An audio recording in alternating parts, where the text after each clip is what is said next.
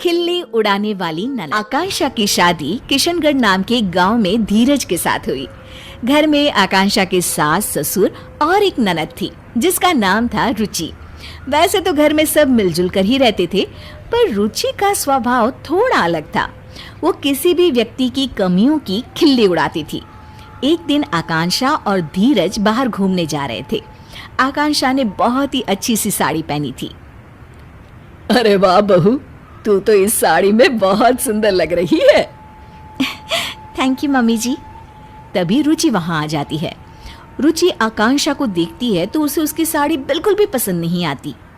आय हाय भाभी, ये कैसी साड़ी पहनकर जा रही हो आप?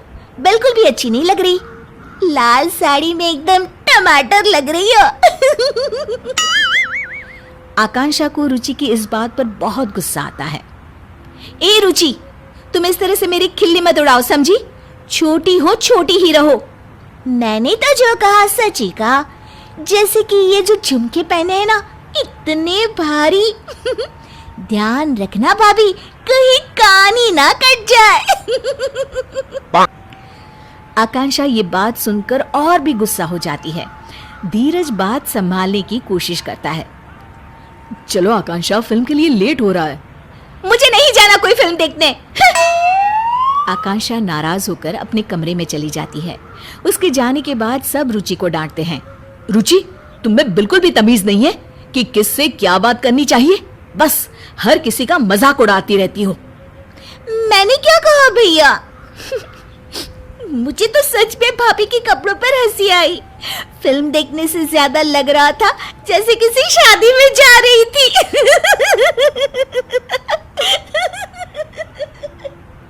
रुचि हंसते हंसते अपने कमरे में चली जाती है। रुचि की इस आदत ने सबको बहुत परेशान कर रखा था। उसे हर किसी का मजाक बनाने की अब तो आदत सी हो गई थी।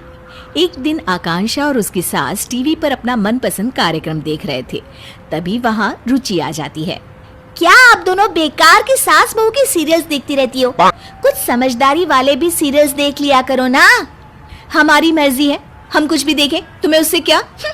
भाभी, सच क्यों नहीं कहती कि इन सीरियल्स के अलावा कुछ देखने का आप लोगों के पास दिमाग ही नहीं है? रुचि हंसने लग जाती है और इतना कहकर वो वहां से चली जाती है। रुचि भी ना कभी कभी तो हद ही करती है। पता नहीं अपने आप को क्या समझती है। कोई बात नहीं मम्मी जी, कल इसकी सहेलियां आ रही है ना, उनके सामने ये बहुत समझदार बनती है। अच्छा सबक सिखाएंगे इसको। तुम सही कह रही हो बहू, सबक तो इसे सिखाना ही होगा। अगले दिन रुचि की कॉलेज की सहेलियां उसके घर आती है। उनके सामने रुचि बहुत ही अच्छे तरीके से बर्ताव कर रही होती है। मैंने प्रेमचंद की नॉवेल पढ़े हैं।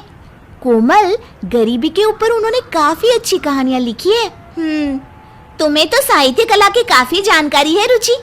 कल हमारे कॉलेज में साहित्य पर एक वर्कशॉप होने वाला है, तुम चलोगी ना? बिल्कुल चलूंगी कोमल।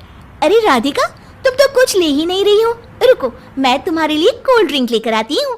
अरे नहीं, मैं खुद ले लूंगी। अरे मैं ले आती हूँ ना, तुम यहीं रुको। रुचि को अपनी सहेलियों से इतने अच्छे से बातें करते देख आकांक्षा अपनी सास से कहती है, ये देखिए मम्मी जी, अपनी सहेलियों के साथ कितना अच्छा बर्ताव करती है। हाँ, बस अपने घर वालों को ही कुछ नहीं समझती। तभी आकांक्षा को एक तरकीब सूझती है। मुझे एक तरकीब सूझी है मम्मी जी, चलो इसको अभी सबक सिखाते हैं। अच्छा, चल चल बहू। आकांक्षा सबके लिए नाश्ता लगा रही होती है और जानबूझकर हर चीज को मिला देती है। कोल्ड ड्रिंक को कप में डाल देती है। तभी वहां रुचि आती है और रुचि खाने का ऐसा इंतजाम देखकर गुस्सा हो जाती है। अरे भाभी, आप भी ना एकदम गवार की गवार हो। कोल्ड ड्रिंक कप में कौन परोसता है? ओह, मैं अभी ठीक कर देती हूँ रुचि। और ये समोसे और चटनी एक साथ क्यों मिला दिया आपने? कितनी पढ़ाई की है आपने भाभी? रुचि की सहेलियां रुचि को ऐसे बातें करते देख दंग रह जाती है। अरे रुचि, ये क्या तरीका हुआ अपनी भाभी से बात करने का? रुचि अब आकांक्षा का मजाक उड़ाने लग जाती है। ये देखो, ये कोल्ड ड्रिंक चाय के कप में लेकर आई है। रुचि की सहेलियों को इस बात पर बिल्कुल हंसी नहीं आती। रुचि, हम तुम्हें बहुत अच्छी लड़की समझते थे, पर तुम ऐसी होगी, हमने तो कभी सोचा भी नहीं था। हाँ हाँ, बातें तो इतनी ज्ञानों वाली करती है और अपने बड़ों से कैसे बात करती है, इसमें तो तमीज ही नहीं है। हम तो चले भाई, और आज से तुम हमारे ग्रुप में भी नहीं रहोगी। पहले लोगों से बात करने का ढंग सीख लो, फिर कुछ और सीखना। अरे अरे, आप लोग तो सीरियस हो गए, मैं तो मजाक ही कर रही थी। हर किसी का मजाक उड़ाना अच्छी बात नहीं है रुचि। रुचि के दोस्त बिना कुछ खाए पिए वहां से चले जाते हैं और रुचि को अपने बुरे बर्ताव का परिणाम आज भुगतना पड़ता है। आकांक्षा और उसकी सास एक दूसरे की तरफ देखकर मुस्कुराते हैं और खुश हो जाते हैं। उस घटना के बाद रुचि सबसे अच्छे से पेश आती थी और उसने सबका मजाक उड़ाना भी छोड़ दिया।